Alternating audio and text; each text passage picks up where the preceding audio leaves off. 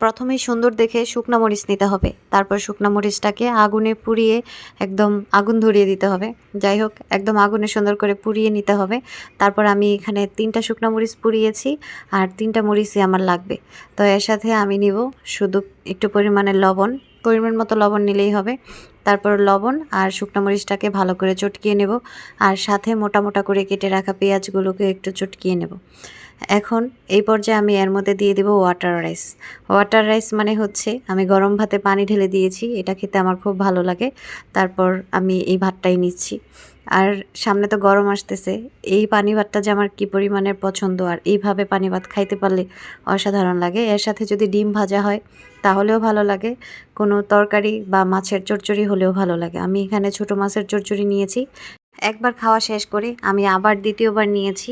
আলহামদুলিল্লাহ, এই খাবারের মতো স্বাদ মনে হয় আর কোনো খাবারে নেই। বর্তমানে আমার কাছে এই খাবারটাই বেস্ট। যাই হোক, কে কে এই ওয়াটার রাইস পছন্দ করেন আর ওয়াটার রাইসের সাথে কি খেতে ভালোবাসেন অবশ্যই কমেন্ট করে জানাবেন।